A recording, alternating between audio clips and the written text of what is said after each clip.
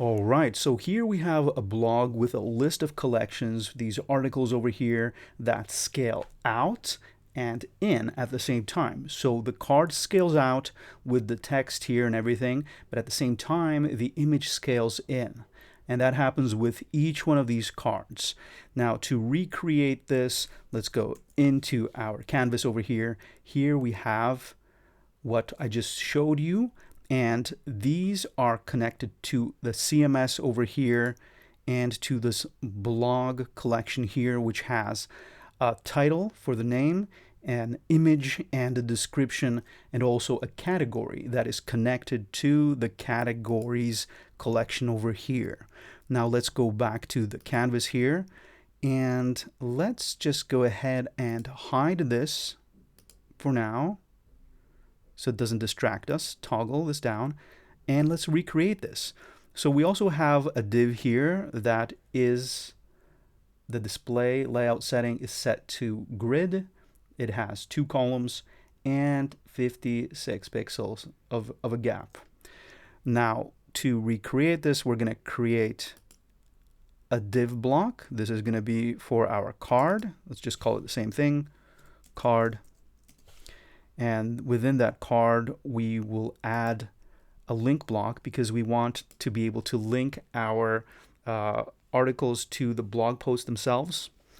And within the link block, we will have a div block. This is going to be for the image mask.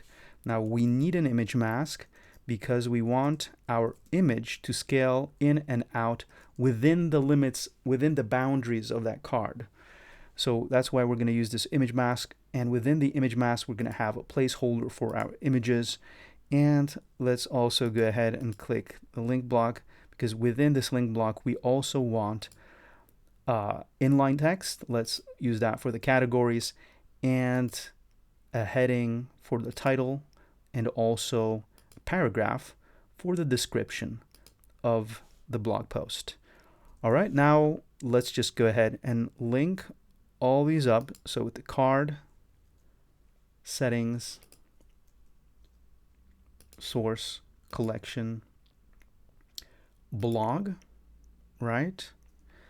Now we're starting to see the articles. Now we have to link up everything with the link block. Of course, we want the link to be set to pages, blog post, and the data collection, current collection. All right, we can have it open in a new tab. And also very important for this, we need to go to design, layout, and by default we have inline. What we want is the block element here for the animation to work. All right, now let's link up the other things. For example, the image in the settings, key, blog, image, inline text, key. This time we're going to go with the collection that's called category and the name. Now for the heading, again, key, it's going to be the name. And for the paragraph, we're going to click description. All right, almost ready to go. Now we just need to do the animation. So let's go with image and design, because one more thing, let's do those round corners before I start the animation part. Okay, and for the mask, we also want round corners. So let's go to borders again, radius, and let's go with 3XL. And one more thing we're going to do here, because we don't want the image to go beyond the image mask we created. So we're going to go to sizing here and overflow here, hidden, clips any content within an element that overflows the bounds of that element. So that's exactly what we want. There we go. Now we can play around with the animations. Now the ways animations work is first we select the trigger.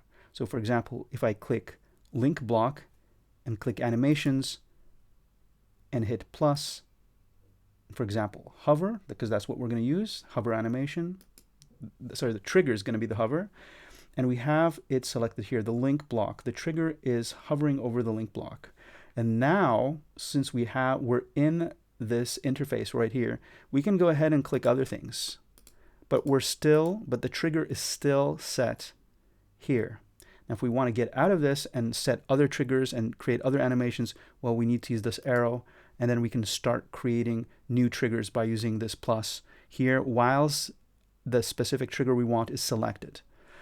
But in this case, we just want the link block selected, and we already created the hover here. So now once the trigger is selected, which is the hover, we click the plus button, and now we say what we want to happen. We want it to scale, transform, and we want it to scale from 1 to 5. That's fine. And the ease, make it look a little more pleasant, ease in and out. Let's select that. And whilst we're in here, whilst this trigger is selected, we're going to click the image that is within this image mask, and we will click the plus again because we want something else to happen. We want it to scale in. Now this time I'm going to go with 0.7, and here let's just go with 1. And with the easing, it's going to be in and out. And there we go. Let's just test this out now. Going to make sure it's saved over here. And now just preview. All right, and there we go. Everything looks fine. The only thing we might want to do is go ahead and go back here and play around with the spacing in the design section. For example, let's move this a little away from this inline text. We can play around with the typeface here.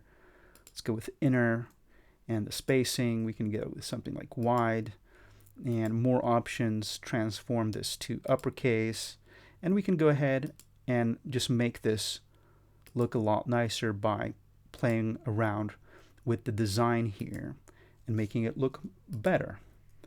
Spacing, we can go with tighter this time. You know what I mean. Anyways, thanks for watching. Hope you've enjoyed this video, and I will see you in the next one.